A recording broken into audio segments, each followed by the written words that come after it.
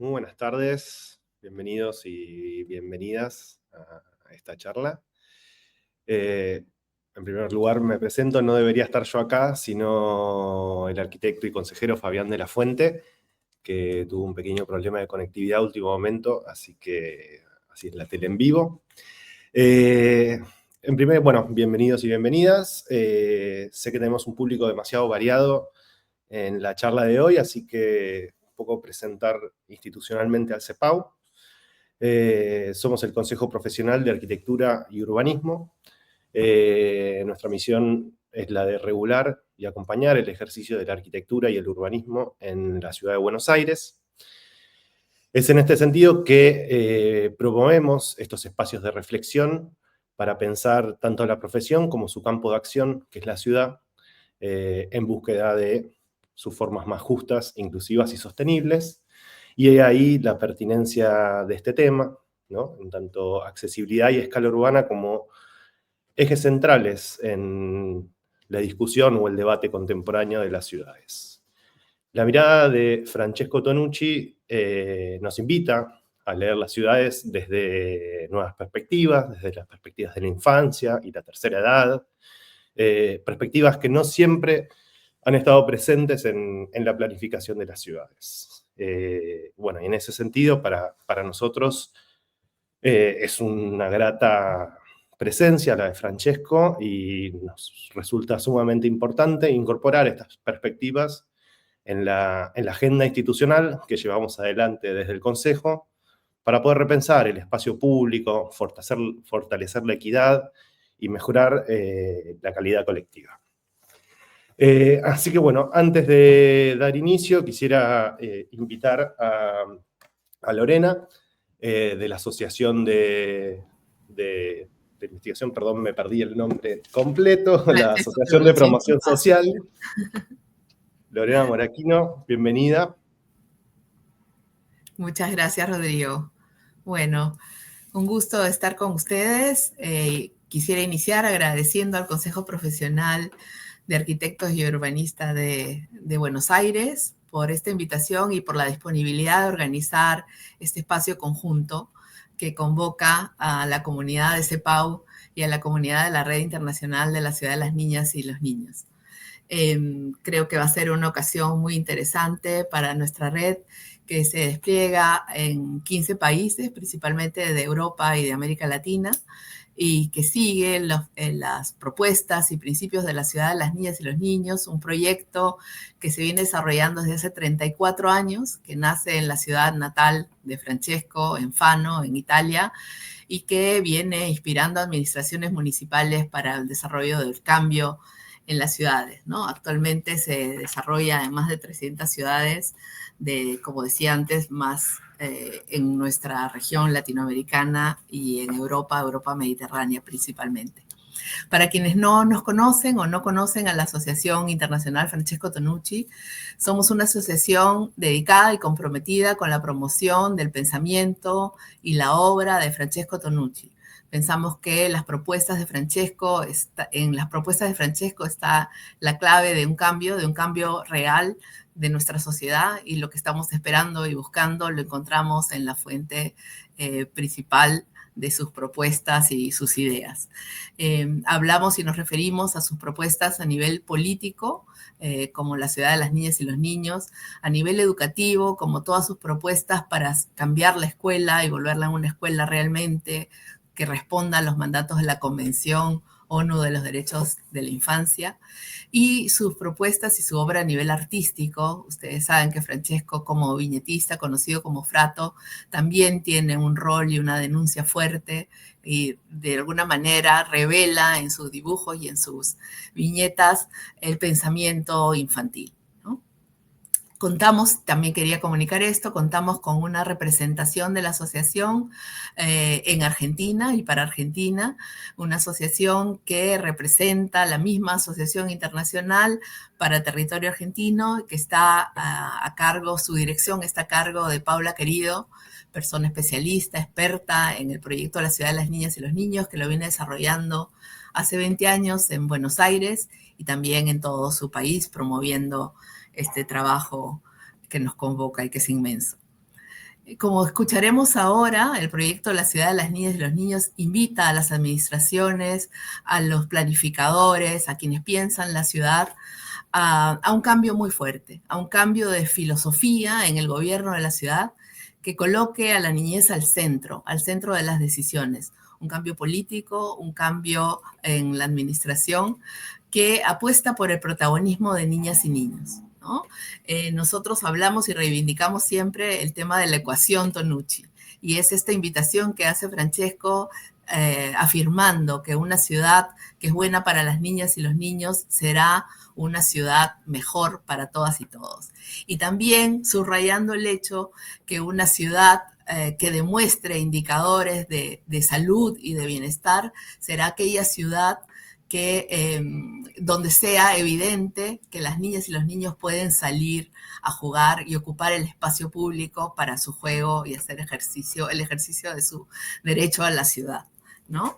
Así que creo que esta tarde, a través de las palabras de Francesco, de su conferencia, vamos a poder escuchar todo esto, darnos cuenta que es un compromiso que implica un trabajo de un cambio muy fuerte, multidisciplinario, un cambio que nos convoca a todos, y por esta razón nosotros nos acercamos a diferentes colectivos, a diferentes grupos, a invitarlos a este cambio de visión, ¿no? Y a esta consideración de la niñez al centro de las decisiones.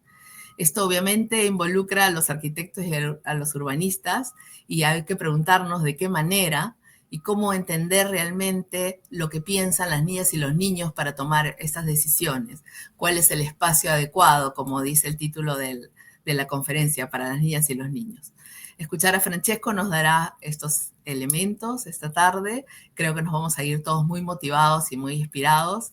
Así que, bueno, antes de darte nuevamente la palabra, Rodrigo, lo que quería era dar un agradecimiento profundo al arquitecto Agustín Garona por facilitar este espacio, por estar siempre con mucha militancia y convicción, apoyando a la asociación, apoyando el trabajo y la obra de Francesco Tonucci. Y entonces, muchas gracias, Agustín, que sé que está con nosotros. Y adelante, Rodrigo, buena conferencia para todas y todos. Muy bien. Bueno, yo voy a hacer una pequeña presentación de Francesco. Lorena, si me como algo, por favor, corregime. ¿Cómo no? Desde ya, como lo ha mencionado Lorena, es un prolífico autor, tiene muchas obras traducidas en muchos idiomas, a su vez también su conocido viñetista bajo el seudónimo de Frato. Francesco es psicopedagogo e investigador asociado del Instituto de Ciencias y Tecnologías de la Cognición del Consejo Nacional de Investigaciones de Italia. Es referente internacional en estudios sobre la infancia, dedicado al análisis, al pensamiento, la interacción, las capacidades y necesidades de los niños y las niñas. Es creador y responsable del proyecto internacional La Ciudad de las Niñas y de los Niños, que vamos a estar escuchando hoy. Es defensor de la Convención ONU sobre los Derechos del Niño. Bueno, reconocido con múltiples doctorados honoris causas en universidades de España y América Latina. En el 2019 se le otorga el premio UNICEF del Comité Español, el Comendador de la República Italiana en el 2020 por el presidente de Italia, y el premio La Fortuna de Oro del municipio de Fano en el 2023. Creo que estoy bien, Lorena, no, corregime. Podemos decir mucho más, pero creo que es suficiente para introducir. Exactamente, y además me parece que es momento de pasar a quien nos convoca en la conferencia de hoy, que es Francesco. Bienvenido, Francesco. Gracias. Muchas gracias. Muchas gracias, Rodrigo. Muchas gracias a todos y todas. Como han dicho en la presentación, yo no soy arquitecto, me ocupo de niños, me trato con ellos, me preocupo por los niños, y en esta condición me atrevo a hablar con vosotros esta tarde. Empezaré con una confesión. Cuando presento el proyecto La Ciudad de las Niñas y de los Niños a los alcaldes, que son los destinatarios naturales de este proyecto, porque, como decía Lorena, es un proyecto político, no es un proyecto pedagógico, no es un proyecto educativo. Involucra la política en sus características esenciales de administración del espacio público. Y normalmente, cuando presento el proyecto, nunca me ha ocurrido que los alcaldes me dijeran no me gusta, no me interesa. Siempre dicen es muy bueno, me encanta, deme un año o dos que solucionamos el tema del tráfico y volvemos a hablar de esto. Esta respuesta me creó muchas dudas y muchos problemas, muchas curiosidades. ¿Por qué dicen así? Bueno, claro que en la jerarquía de las prioridades de nuestros políticos, al primer nivel, al primer sitio, hay el tráfico privado. Probablemente al segundo nivel hay el tráfico público y solo al tercer nivel se pone el tráfico autónomo, que sería el tráfico peatonal y de bicicletas.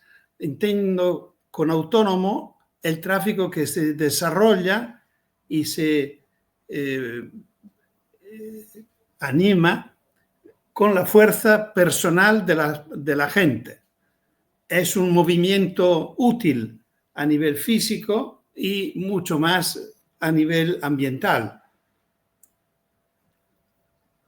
El problema es que ponerse en un sitio u otro de la jerarquía de las prioridades es muy importante, porque normalmente lo que es primero absorbe gran parte de la atención y de los recursos de la ciudad. Por lo cual, normalmente el alcalde que me contesta de esta manera no vuelve a hablar conmigo, porque el tema del tráfico no se resuelve, no se puede resolver porque es mal puesto, y por lo cual nunca llega este segundo momento en el cual estamos disponibles a abrir el tema distinto, que es el tema de la gente. El tema fundamental es cambiar la jerarquía, por lo cual esto es el primer punto que yo propongo a vuestra atención. Vosotros tenéis que ayudar los decisores, los políticos, los administradores de las ciudades a dar la vuelta a esta jerarquía equivocada, que pone una máquina antes de las personas, devolver la ciudad a las personas. Por lo cual entramos en el tema que propusiste, cómo debe ser un espacio público adecuado a niñas y niños. Hoy el espacio público es casi completamente dedicado a coches. Por lo cual, solo los que tienen un coche, que usan un coche, son dueños de la ciudad. En Italia se evalúa, es una evaluación de hace muchos años, por lo cual tengo miedo que hoy sea peor. Pero hace muchos años una encuesta decía que más del 80% del espacio público está constantemente ocupado por coches privados o en movimiento o en estacionamiento. Y como no es el 80% de personas que conducen en el mismo momento, significa que una gran mayoría de la gente se queda fuera de este privilegio. Y como mucha gente en esta situación encuentra dificultad a moverse y a salir de casa, las ciudades aprovechan estrechando las veredas y ampliando las calzadas para crear más espacio por el tráfico, más espacio por los aparcamientos, y esto llega a ser un tema sin solución que va empeorando progresivamente. Otro ejemplo es las redondas, este sistema que nacieron fuera de las ciudades para resolver o para favorecer un tráfico más fluido, sin semáforos,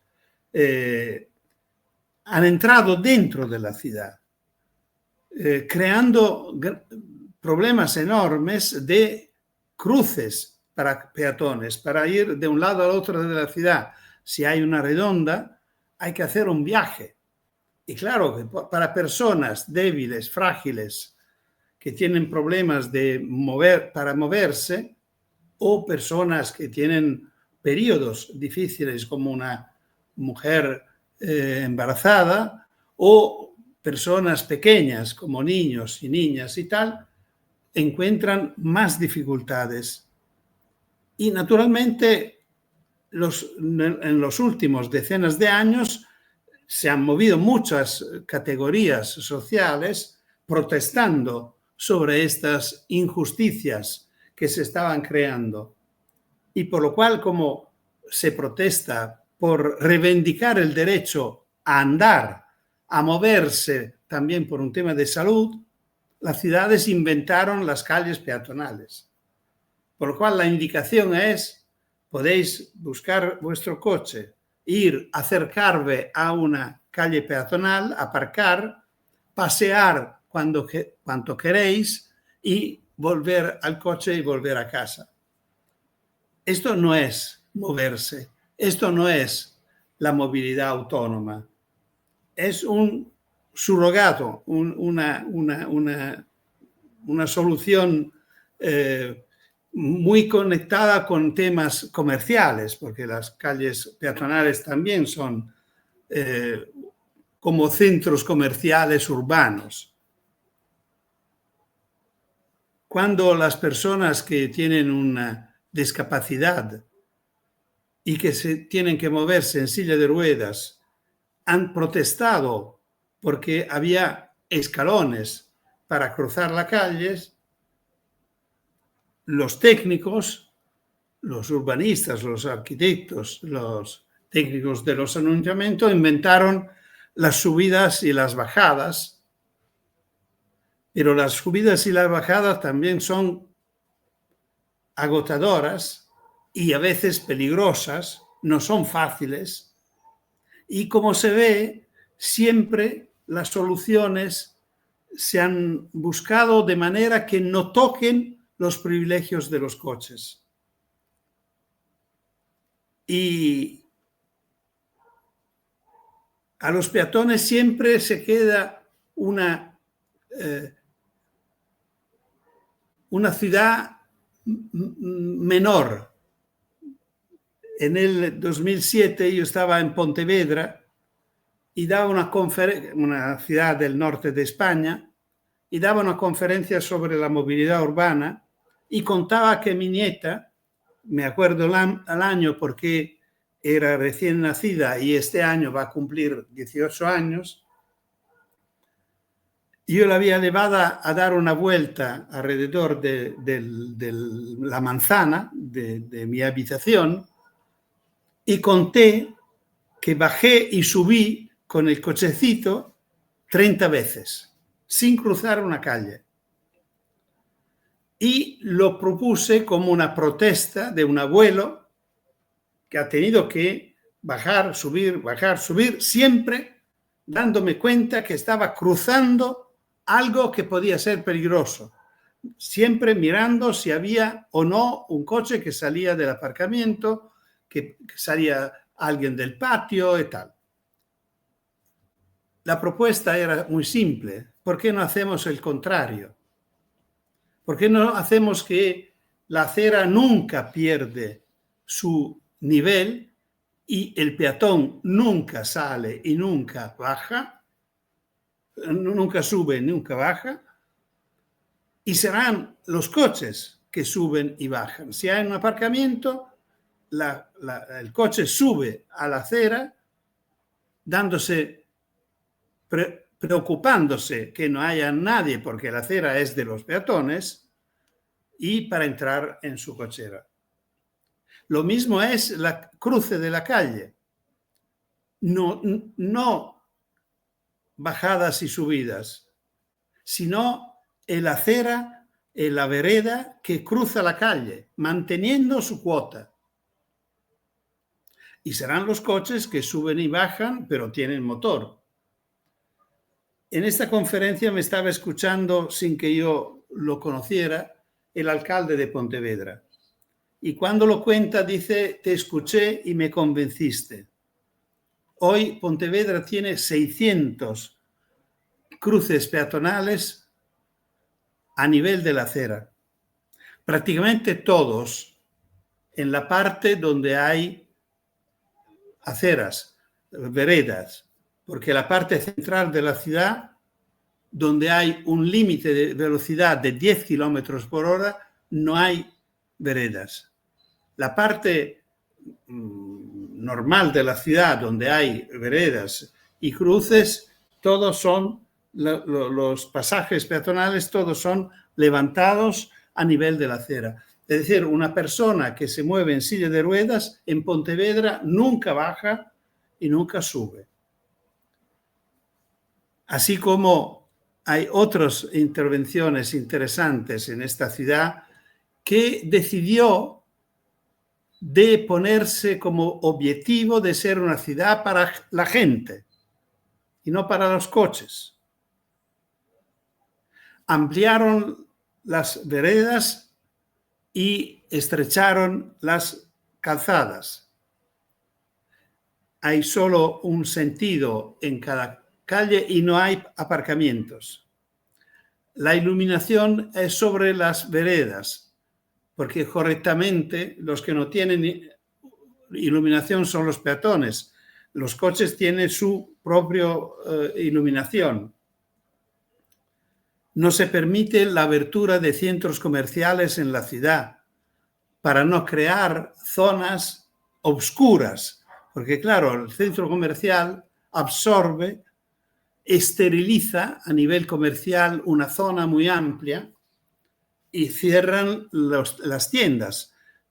Cerrando las tiendas se apagan las luces de las vidrieras, de las escaparate, y con esto se pierde la vida de la calle y se pierde el paseo.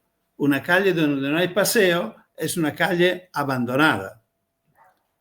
Bueno, todo esto para comentar que este primer punto que me interesaba desarrollar, la idea que propongo como vuestro compromiso más importante, más fuerte, es ayudar a los políticos con los cuales trabajáis a devolver la ciudad a las personas.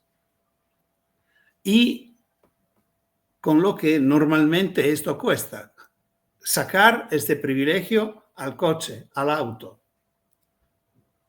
Y este objetivo se realizará cuando los niños volverán a vivir la calle. Es decir, yo propongo de considerar a los niños como sensibles indicadores ambientales, como las luciérnagas, como las golondrinas. Como sabéis, cuando no aparecen significa que la ciudad, el ambiente está contaminado. Bueno, si en la ciudad no vemos más niños y niñas que se están moviendo sin adultos en las calles, significa que la ciudad está enferma. Para sanar la ciudad tenemos que ayudar a los niños a volver a la calle, a vivir la calle. Un niño de Roma, del Consejo de Niños de Roma, Federico, cuando tenía 9 años, pidió a su alcalde esta pregunta. Nosotros pedimos a la ciudad de poder salir de casa sin adultos. Es raro, ¿no? Una propuesta de este tipo, porque el alcalde podía contestar a Federico que lo siento mucho, pero esto solo tus padres pueden decírtelo, dártelo, este permiso. Pero Federico hacía parte del consejo, se había discutido sobre este tema. Él sabía que si lo pedía a sus padres le decían, lo siento, pero no podemos dejarte porque la ciudad no lo permite. Y correctamente Federico va al alcalde y dice, démelo tú el permiso. Y lamentablemente el alcalde no ha desarrollado este tema, debía llevarlo al gobierno de la ciudad y pedir a sus colaboradores cómo entramos nosotros en este tema. ¿Por qué este niño nos pide de poder salir? ¿Qué puede hacer la ciudad? es correcto pensar que la ciudad es peligrosa. Es más peligrosa de cuando los padres fueron niños y pudieron salir libremente de la ciudad. Estos son todos temas muy interesantes que, claro, no son de vuestra competencia, pero sería muy importante que la ciudad lo asumiera. Nosotros tenemos datos que nos dicen, por ejemplo, que las ciudades de hoy son más seguras de las ciudades de antes. Donde yo fui niño, era una ciudad donde había más accidentes que hoy y más delitos que hoy. Por lo cual el miedo que hoy es más alto que antes significa que es motivado por otras razones que ahora no podemos examinar, pero más o menos es un problema de información. La información construye miedos y es un tema de política. Hay una política que cuenta con los miedos, que favorece, que fortalece los miedos, lo usa como arma política. Y todo esto construye esta idea que los niños de hoy no pueden salir de casa. Y entramos en la segunda parte de mi propuesta. La pregunta original puede cambiarse en cómo debe ser un espacio público para permitir a niñas y niños de ejercer su derecho al juego. Es frecuente que se ponga esta pregunta. Es un ámbito donde vuestra categoría trabaja mucho sobre estos espacios públicos dedicados al juego de los niños. Hay toda una serie de intervenciones que lo van cambiando en el tiempo, haciéndolo siempre más abiertos, siempre más modernos, saliendo del viejo modelo de columpios y toboganes. Hoy se hacen cosas mucho más reflexionadas. Hay arquitectos muy conocidos del norte de Europa, por ejemplo, que se dedicaron a estos espacios. Bueno, el tema es que, por un lado, hay un derecho de los niños. El artículo 31 de la Convención de los Derechos del Niño dice que los niños tienen derecho al tiempo libre y al juego. El juego, así como la escuela, así como la seguridad, así como una buena alimentación, así como un cuidado de la salud, hace parte de los derechos de los niños. Esto a nivel formal, a nivel legal. A nivel de los contenidos, a nivel psicológico, podemos decir algo más. El juego es la experiencia más importante de la vida de una persona. Repito, no estoy hablando de infancia, estoy hablando de la vida de una persona. Y el juego es la experiencia más importante.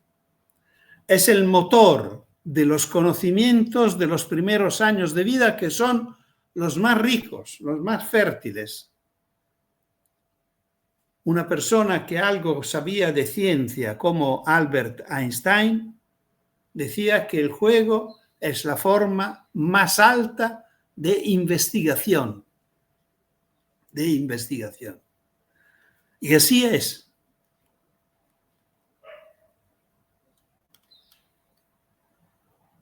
Lo interesante de todo esto respecto a vuestra competencia y a vuestro papel es que un espacio público adecuado al juego de los niños no existe. O mejor, existe siempre y solo cuando los niños lo consideran como tal. No existe un espacio que nace como espacio de juego.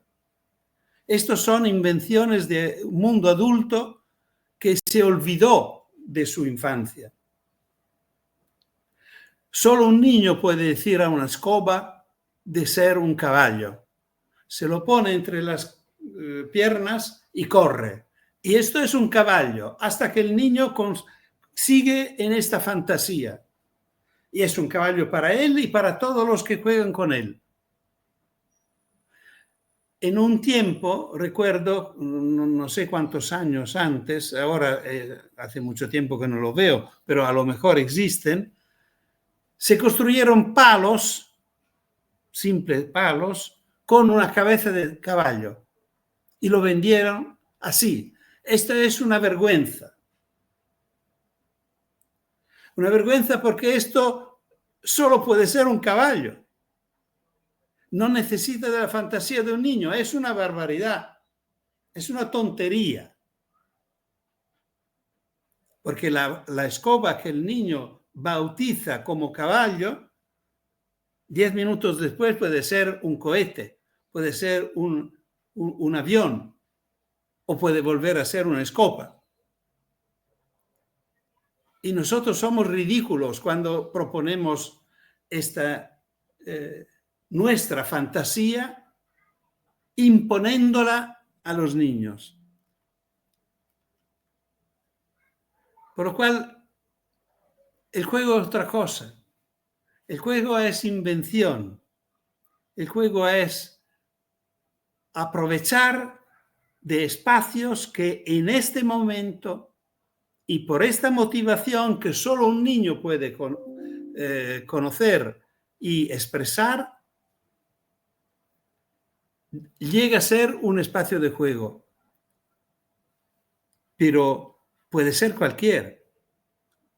Puede ser el rellano de fuera de la puerta de casa, donde niños vecinos de casa pueden encontrarse cuando tienen pocos años, 3, 4 años, con las puertas abiertas y ya están fuera de casa.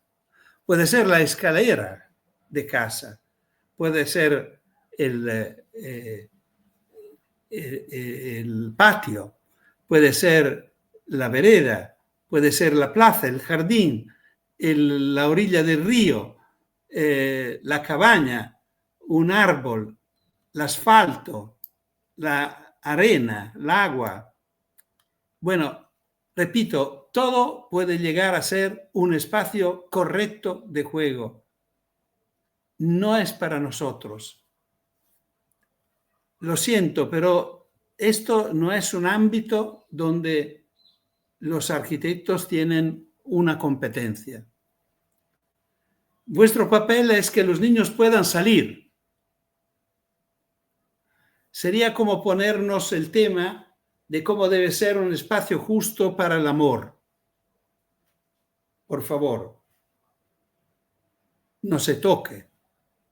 Todos los espacios son buenos para el amor, si los dos enamorados lo eligen. Y si no es un espacio ortodoxo, a veces es mejor, porque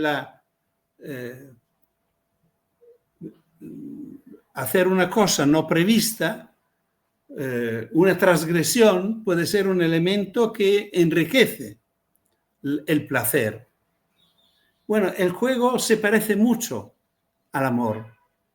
Los dos son las pocas experiencias de la vida del hombre y de la mujer que tienen que ver con el placer. El motor del amor y el motor del juego es el placer. El tema dramático es que desde los años 80, 90, los niños han perdido esta experiencia fundamental. Y la perdieron en el momento que el mundo adulto, por razones, repito, no exactamente fáciles a comprender, decidieron que los niños no podían más salir de casa solos. Solo podían salir acompañados por los padres. Y claro, si los niños no pueden salir de casa, se crea un enorme problema de qué hacer con estos niños dentro de casa. Pero por un lado, pedir que hayan espacios externos creados para niños acompañados. Y estos son las plazas de juego de los niños de la cual os ocupáis vosotros. Pero repito, no corresponden a una petición, a una necesidad o a un derecho de los niños. Es un tema de adultos. El adulto que dice dónde lo llevo y el político que le dice no te preocupes, yo te pongo un espacio donde llevarlo. Pero la pregunta del niño es ¿dónde voy? No ¿dónde me llevas? Y de este momento empieza una serie de procesos que van creándose. Uno es esto de los espacios públicos creados para niños acompañados de adultos, sobre los cuales se sigue discutiendo mucho sobre los espacios jugables. Se está discutiendo, por ejemplo, sobre la seguridad de estos espacios, por ejemplo, con pavimentos elásticos para que no se creen problemas traumáticos y por lo cual el juego tampoco puede aprovechar del peligro, del dolor, del dañarse, que son elementos fundamentales del juego. Hay que tener un margen de peligro.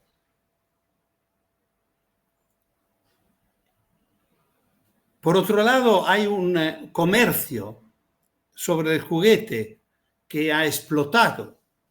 Cuando yo era niño en mi ciudad no había tiendas de juguetes para niños.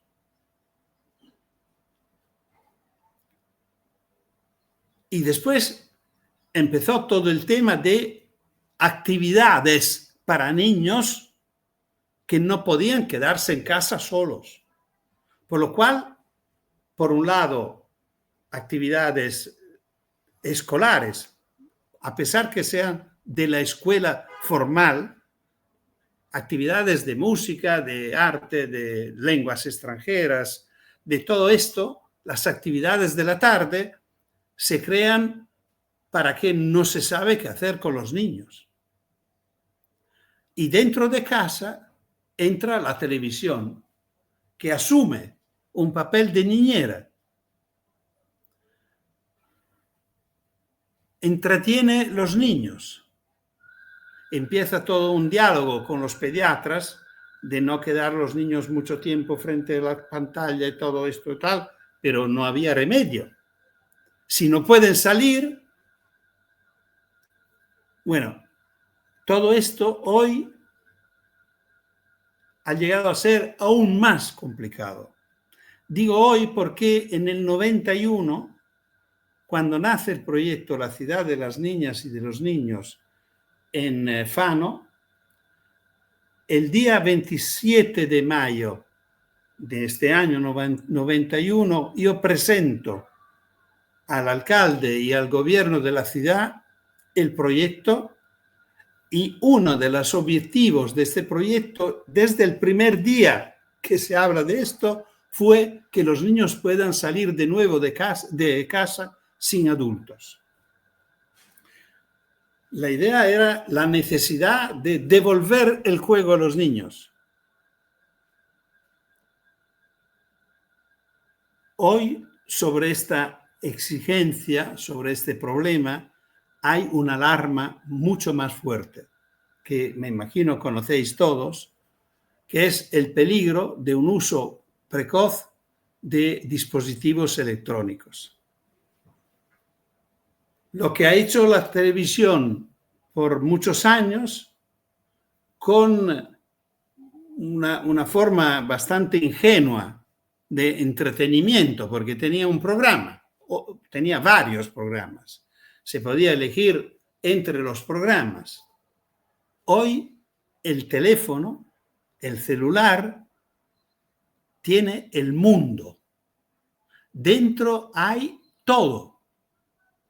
Y un niño desde los primeros años, cuando digo primeros años entiendo, a pesar que ya se da un celular a un niño de pocos meses para entretenerlo. Esto lo vemos al restaurante, lo vemos en la sala de espera de un aeropuerto, padres que no saben cómo solucionar este tema, dan el celular al niño, que lo mira, lo escucha, hay música para niños pequeños, hay cartones para niños muy pequeños. Significa que los que organizan y programan estos instrumentos prevén un uso también para niños de esta edad.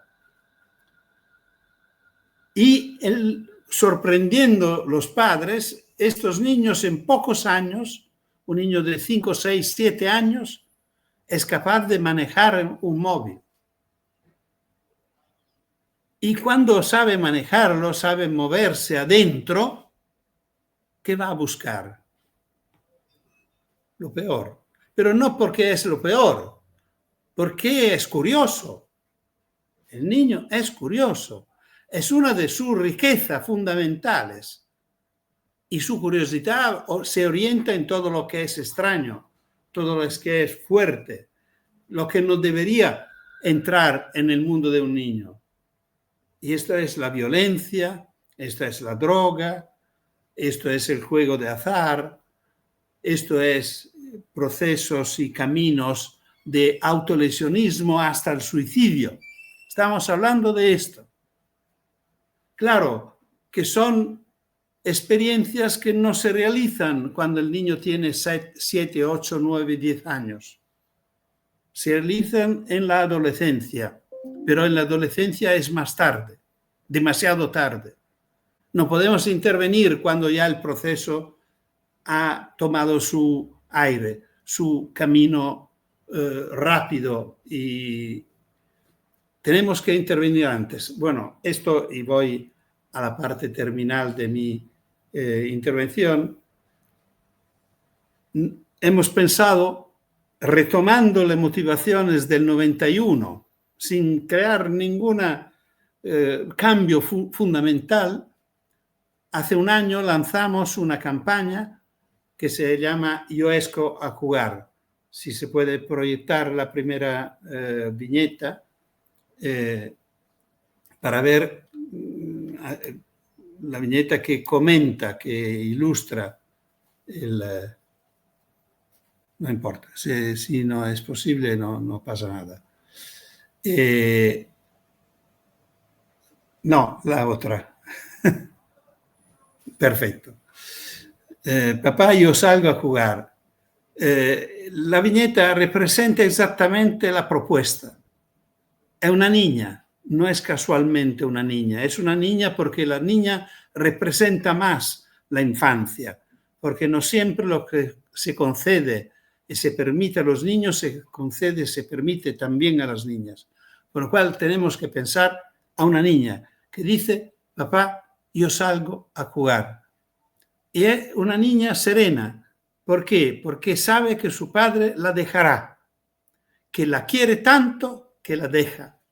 Esto es un poco el tema. No es un tema de arquitectos, pero es un tema de padres. Y vosotros, me imagino que por la mayoría también sois padres. Y claro que sobre esta campaña nosotros estamos pidiendo la participación de muchas categorías sociales. Pedimos una ayuda a los pediatras porque indiquen a los padres esta idea que salgan todos los días con los amigos, fuera de casa, sin adultos, como receta médica, porque estamos hablando de una necesidad, de una exigencia, de una emergencia, porque los datos que están saliendo son dramáticos.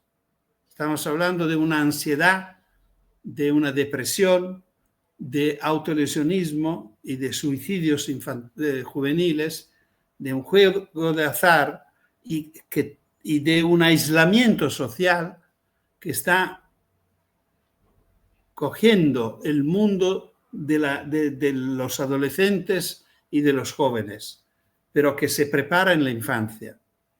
Y hablamos con la escuela para que libere los niños por la tarde que no ocupe el tiempo del juego con tareas. Es un abuso. Hablamos con los políticos porque favorezcan la experiencia de autonomía de los niños, que inviten los niños a salir de casa, porque necesitamos los niños en la calle. Podemos mirar la última viñeta.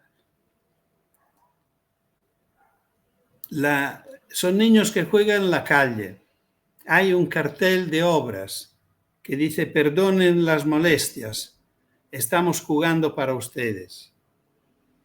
Es interesante pensar que los niños, cuando juegan, y cuando juegan libremente, antes que todo juegan para ellos mismos, porque lo necesitan.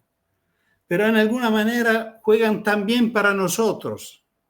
Tenemos datos exactamente que salieron de una experiencia argentina que demostró que promoviendo la autonomía de los niños en el recorrido casa-escuela, se favoreció la ida y el regreso de los niños de la casa a la escuela y de la escuela a casa, caminando, involucrando las tiendas para que fueran un punto de referencia de los niños. Esta experiencia, a lo largo de 5 años, ha tenido como consecuencia, como resultado, que los hechos criminales de la calle bajaron en estos barrios por lo menos del 50%. Esto afirmaron en un congreso internacional que se ha tenido en Buenos Aires, al cual yo participé en el 2005. Esto para decir que los niños juegan también para nosotros.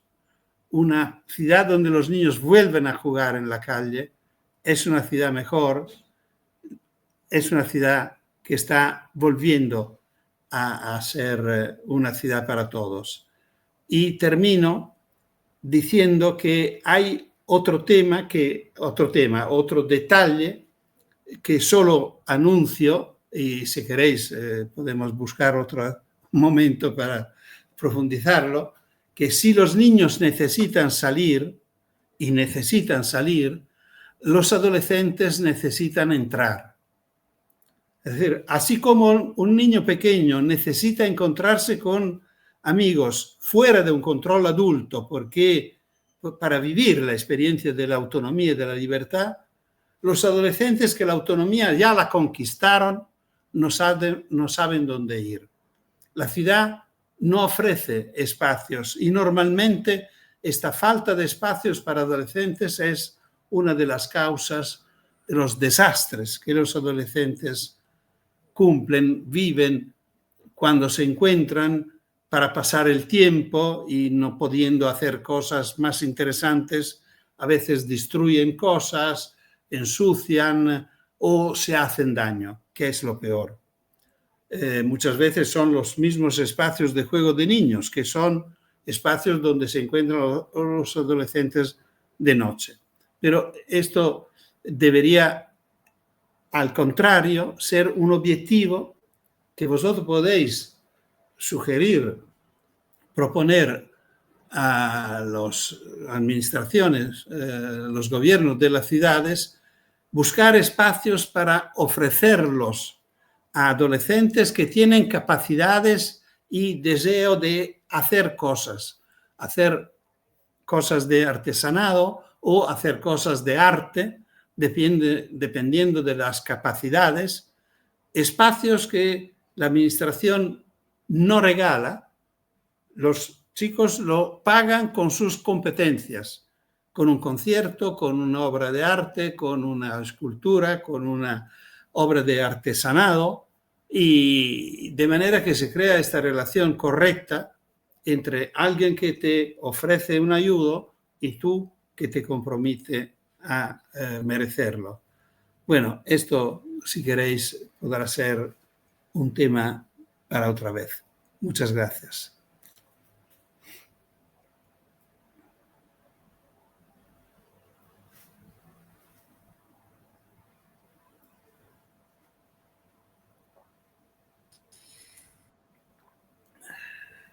Estás silenciada ahí, Lore. Perdón. Le decía muchas gracias a Francesco porque como siempre nos deja movilizados, cuestionados, interpelándonos y siguiendo un poco esta línea de inspiración, preguntándonos qué más, qué desafíos más, ¿no? Tenemos que asumir. Y creo que había muchísima información y ya leyendo en el chat veía a todas las personas con muchísimo interés en estas ventanas que abre Francesco, ¿no? Que es una forma de ver el mundo y las cosas de otra manera y que nos cuestionan tanto. Así que bueno, este es el momento, el espacio para que las personas que están conectadas puedan hacer sus preguntas y sus comentarios. Y tenemos la suerte de contar con Paula Querido con nosotros para ello. Paula Querido va a facilitar la mediación del diálogo entre los participantes del chat y Francesco. Como anunciaba al inicio de mis palabras, Paula es la directora de la Asociación Francesco Tonucci Argentina y es un placer tenerla ahora con nosotros. Gracias, Pauli, adelante. Gracias, Lore. Bueno, hermoso escucharte como siempre, Francesco. Hay mucha gente que está siguiendo y ya empiezan a aparecer, sí, comentarios y preguntas. ¿Ya estás listo, Francesco? ¿Ya respiraste unos minutos? Sí. Bien, bueno, porque había una que ahora las vamos a empezar a ver, pero había... a ver acá, mira. Acá ya aparece una, la de Eliana. Buenas tardes, Francesco. Te pregunta qué opinas acerca de los horarios escolares adaptados a los horarios de trabajo de las familias y qué necesitan. Que necesitan que las escuelas sean cuidadoras para poder cumplir con las tareas laborales. Esta adaptación de la jornada escolar a la jornada laboral de las familias. Bueno, esto abre un tema que no toqué en la conferencia, muchas gracias, que es que los niños a la escuela deberían ir solos. Y esto, de hecho, cambia bastante el tema, porque ir a la escuela significa moverse con los amigos, jugar en la calle, llegar a la escuela con ánimo, no con tristeza, por lo menos como yo iba todos los días a la escuela. Y de esto beneficia mucho la escuela y claro, benefician los niños.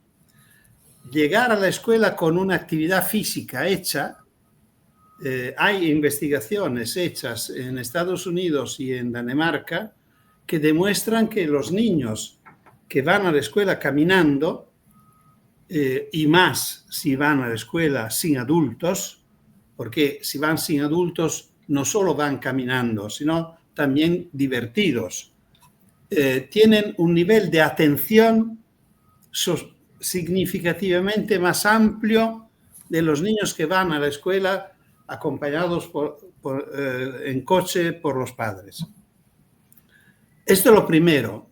Claro que si pasa esta idea, lo importante sería que los horarios de la escuela fueran homogéneos, que todas las escuelas empezaran al mismo horario, no solo de los pequeños y grandes. Crear una situación, una masa crítica de estudiantes y mayores y menores que se mueven a la misma hora y que se ayudan uno con otro. Esta experiencia de las distintas edades, por ejemplo, es otra parte muy importante y muy grave que se ha perdido casi completamente. La escuela, por ejemplo, ha elegido la idea de niveles separados por edades. No sé si habéis reflexionado que a lo largo de toda la vida es la única experiencia donde están coetáneos juntos. En la familia, por ejemplo, no hay coetáneos. Puede ser que los padres sean coetáneos, pero eso es una casualidad. No es lo más frecuente. Los hijos normalmente no son coetáneos. Si lo son, es un problema. Y se propone y se aconseja de hacer de manera que no se sientan iguales. Por ejemplo, que no vayan en la misma clase, que no vayan a las mismas experiencias. Y esto es muy divertido porque esto hace parte de la educación familiar. Se ve que la educación familiar es mucho más sensible de la educación escolar. A la escuela, al contrario, son todos gemelos. Y repito, que en la hora de ingreso y posiblemente de salida de la escuela sea común, crearía una situación de apoyo recíproco de chicos de distintas edades, de los más pequeños. Nosotros empezamos a ir a la escuela a los 6 años y no había nadie que acompañaba a su hijo. Por respeto al hijo, porque el pobre que fuera acompañado era perdido. Le tomaban el pelo por toda la vida. No, lo digo con mucha seriedad. Eran cosas que se sufrían muchísimo. Y hoy es el contrario. Esto, repito, por lo cual los horarios yo creo que hay que pensarlo más teniendo en cuenta de las necesidades de los niños que de la necesidad de las familias. Porque si la familia tiene costumbre de que el niño saluda a los padres y se va, esto, claro, que significa también que los niños vayan a la escuela más cerca. Es otra consecuencia que la escuela mejor, cuando me pedían, cuando era más joven, que me consultaban cuando era la hora de empezar la inscripción de los niños a la escuela, a veces periodistas me pedían si había algún consejo que se podía dar a la familia. Y yo siempre he dado como primero el consejo de inscribir el niño a la escuela más próxima a la casa, siempre pensando que podía ir solo. Gracias, Francesco. A ver, creo que hay más preguntas que van a ir apareciendo. Juan Carlos Rojo, desde México. La calle es espacio público, pero está temporalmente privatizada por los automóviles. ¿Cómo debiera ser para que todos tengan acceso a este espacio público, incluso sin impedir la circulación de los automóviles? Gracias, Juan Carlos, querido. Bueno, de hecho, que yo sepa, nadie ha propuesto de cerrar las calles, o mejor, hoy en Italia, por ejemplo, en Europa, creo, no sé si allá hay la misma propuesta, hay una propuesta sobre la cual se trabaja mucho, que se llama calles escolares. Las calles escolares serían las calles normales, que siendo cerca de las escuelas o delante de las escuelas, la media hora antes que empiezan los cursos, la hora escolar, y media hora después que termine la escuela,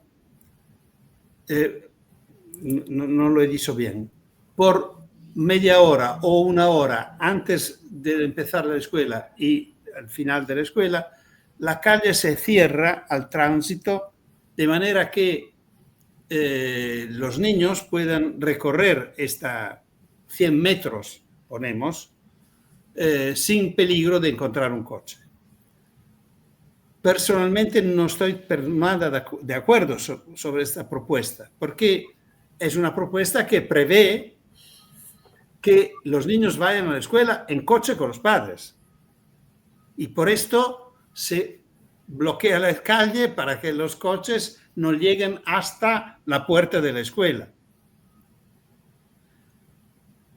Que los coches no lleguen hasta la puerta de la escuela es correcto, pero la propuesta no puede ser lo paramos 100 metros antes.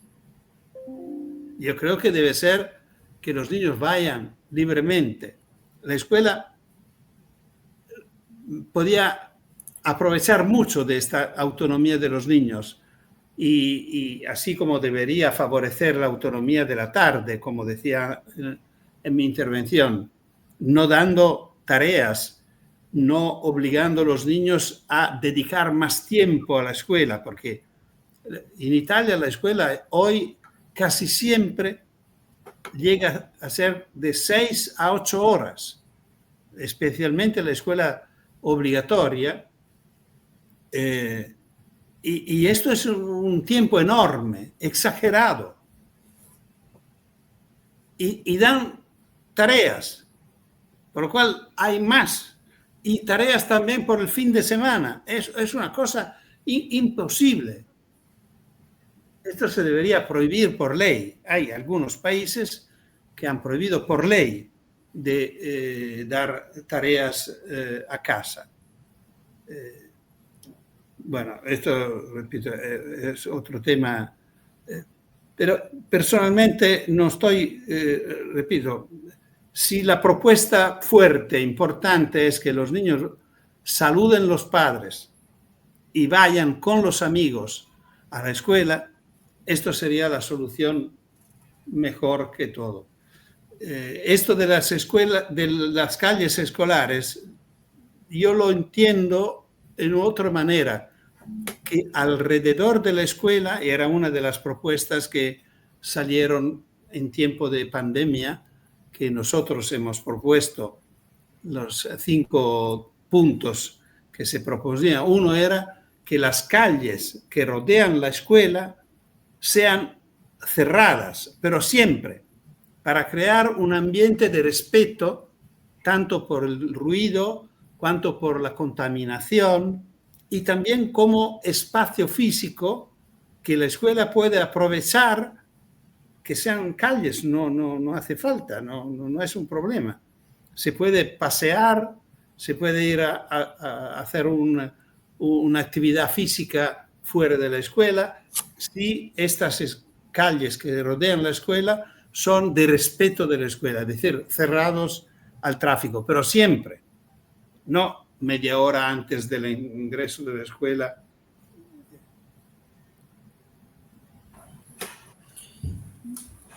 Bien, mira, acá mientras aparece... Ah, acá está, mira también. Beatriz Montero. Creo que los adultos y educadores organizan y programan demasiadas actividades para los niños. No se le da espacios vacíos para desarrollar su creatividad e imaginación. Bueno, en el chat aparecieron los enlaces de la asociación Francesco Tonucci Internacional, donde ahí va a haber mucho material también del pensamiento de Francesco en relación a lo educativo, ¿no? Y lo vinculo con este comentario de Beatriz, ¿no? Que algunas de sus trazos se vieron en la conferencia, pero hay mucho para profundizar en relación a lo pedagógico y ahí al que le interese puede encontrar más material. Bien, a ver si hay alguna más bueno, que quiera. pero sobre esta que leíste sí. Antes, obviamente estoy totalmente de acuerdo. El tiempo perdido de los niños es el tiempo más precioso. Hay que reconocer a los niños, y posiblemente no solo a los niños, que se puede perder tiempo, que es bello perder tiempo. Nosotros hemos podido jugar en la calle, no porque nuestros padres eran pedagogos refinados y desarrollados, exactamente por el contrario. No sabían nada de pedagogía, por lo menos los míos, que nos querían mucho, que nosotros hemos querido mucho, pero no. Y pensaban que niños, especialmente en la etapa de la escuela obligatoria, eran en una etapa de la vida en la cual se podía también perder tiempo, no pasaba nada. Por lo cual, una vez hechas las cosas importantes, que para la familia era comer, porque yo soy un niño nacido en la guerra y viví como niño la posguerra, en el cual el hambre era un tema fuerte. Por lo cual, comer bien era un elemento fundamental del bienestar. Y la segunda era las tareas, porque también en este tiempo, esto eran las cosas importantes. Una vez que la familia había garantizado esto, nosotros fuera de casa. fuera de casa hasta la cena, con muchas recomendaciones, porque tenían miedo los padres también entonces, pero no había remedio. En mi casa no había nada para entretener 4 hermanos varones muy cercanos de edad. Mi pobre madre no podía supervivir con nuestra presencia en casa, con todo lo que tenía que hacer. Por lo cual, fuera era obligatorio, con muchas recomendaciones, con muchas reglas de tiempo, de espacio, de comportamiento y con consecuencias. Claro que lo importante de esto es que en este tiempo libre el niño puede transgredir las normas, pero se aprende a respetar las normas. Si no las respetas, tienes que enfrentarte con las consecuencias. Bueno, todo esto es muy complejo y muy rico a nivel social, porque es construir el sentido moral. Un niño llega a ser puntual porque asume esto como un deber. Nosotros aprendimos a ser puntuales sin reloj. Nadie tenía reloj en mi tiempo. Pero esto tiene un valor social fuerte, no es una banalidad. No es una banalidad. Por lo cual se puede ser puntuales, por ejemplo, sin móvil. Bien, mira, acá aparece también algún ejemplo que puedas dar, Francesco, de un proyecto urbanístico en alguna ciudad enfocada en cumplir con las necesidades de los niños y qué tipo de infraestructura, además de los cruces seguros, se implementaron con un efecto positivo y cómo, si hay alguna estadística que lo refleje. Bueno, la segunda parte es muy importante, muy interesante y nos encuentra más débiles. Y yo creo que en estos 30 años nosotros hemos sabido o podido, bueno, sería cómodo decir podido, pero creo que también tenemos responsabilidad sobre esto, investigado poco los efectos de lo que se ha producido. Y esto es grave porque el tema es que siempre hemos sido pocas personas que trabajaban mucho por un convencimiento profundo, una militancia, y a pesar que yo como profesionalmente soy investigador, he desarrollado pocas investigaciones para comprobar los efectos de nuestras propuestas en las ciudades que la han desarrollado. Pero claro que no tenemos dudas que los efectos existen. Estamos siguiendo, invitando universidades a ayudarnos a estudiar estos efectos. Algunas indicaciones la tenemos, la que cité antes, salió en un congreso internacional, en el cual el responsable de seguridad urbana de Buenos Aires, hablando de la experiencia de Almirante Brown, que como sabéis es un municipio de la Gran Buenos Aires, donde se había desarrollado esta experiencia de autonomía de los niños, que después en los años pasó también en municipios cercanos.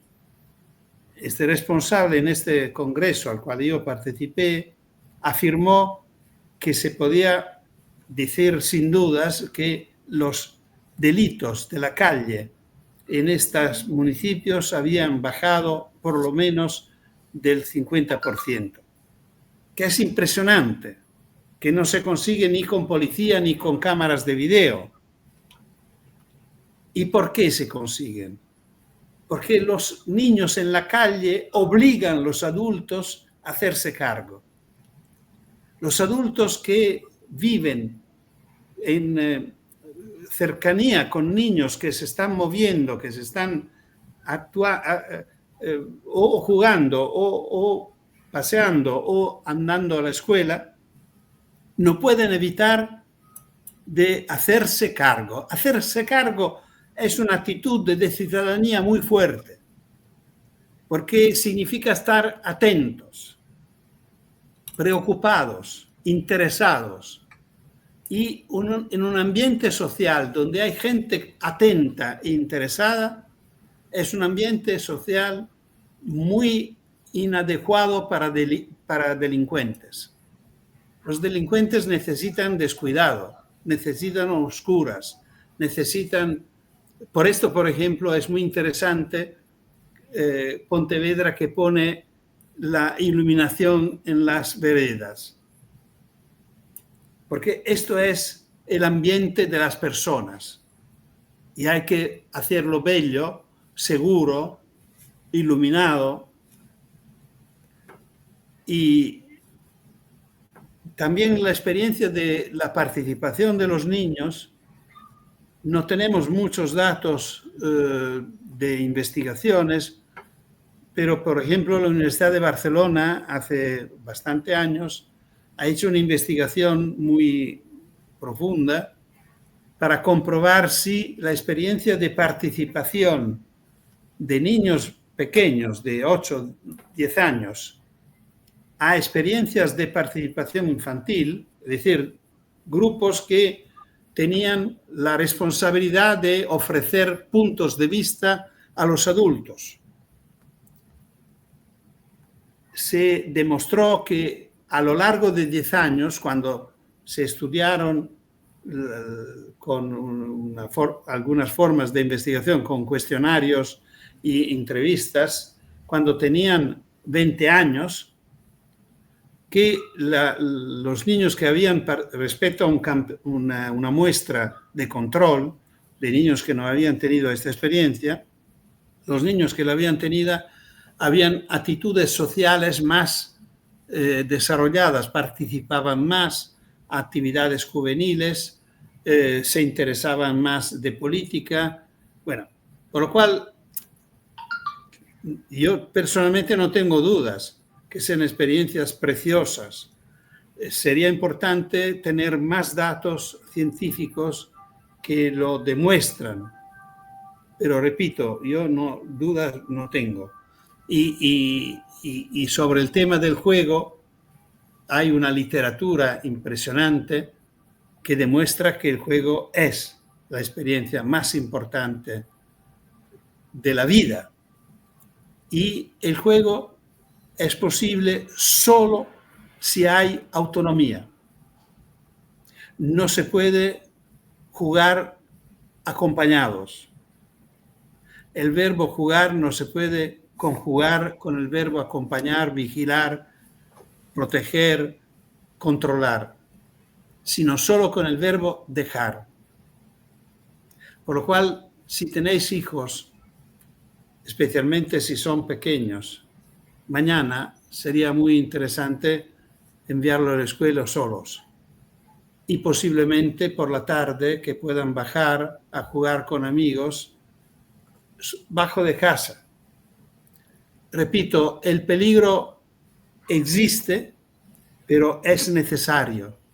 Y es necesario encontrarlo desde pronto, no desde después. No se puede empezar a encontrar el tema del obstáculo a los 14 años. Es demasiado peligroso, porque serán obstáculos demasiado grandes para chicos que no tienen costumbre a enfrentarse con los obstáculos. Andrea, una niña de 9 años de Colombia, de Bogotá, en un encuentro online en línea que se realizó durante la pandemia, decía: dañarse es importante porque se aprende. Y es así. No dañarse de pequeños. Yo siempre digo que los que no han podido estropearse las rodillas varias veces cayendo de la bicicleta, es más probable que caigan una vez sola de la moto. Estoy aludiendo a algo de dramático.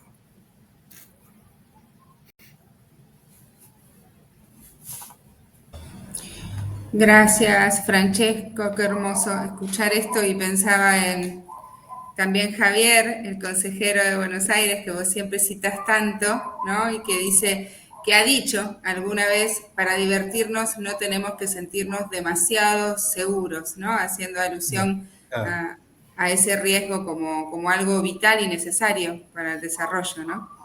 Creo que hay una más, o ya estamos, ahí no, una más. Te preguntan, Francesco, ¿qué opinas sobre las rejas como seguridad, entre comillas, de los patios de juego en las plazas? Para mí que lo pongan no me interesa. Es que deberían cancelar las plazas de juego. Con las rejas, todo junto.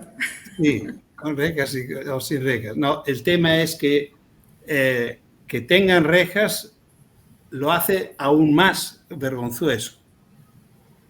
Porque efectivamente no solo los niños son acompañados, sino que son encerrados. Esto es un tema que tiene una historia larga.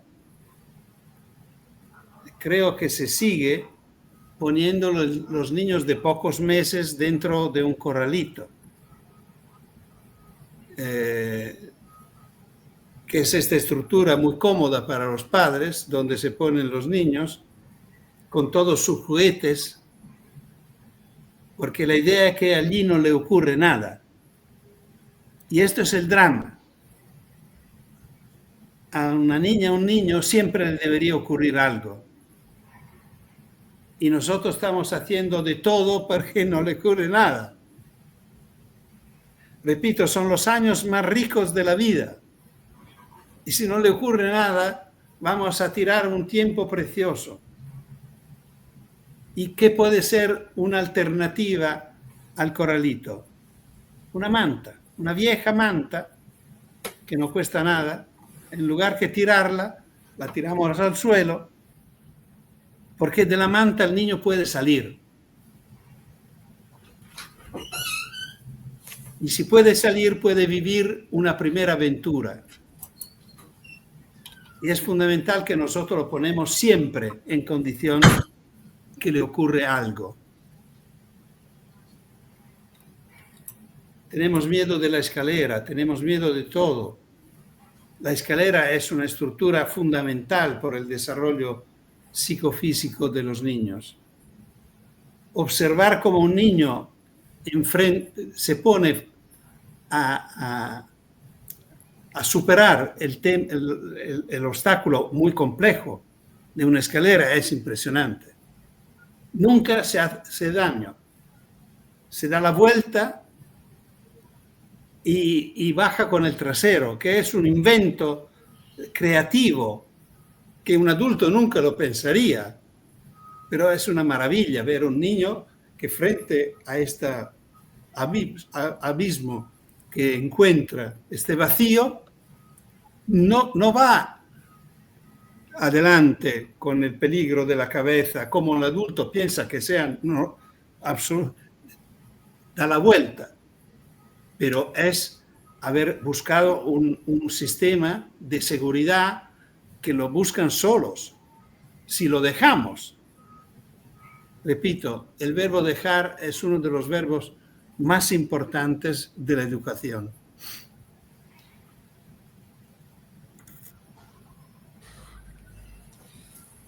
Bueno.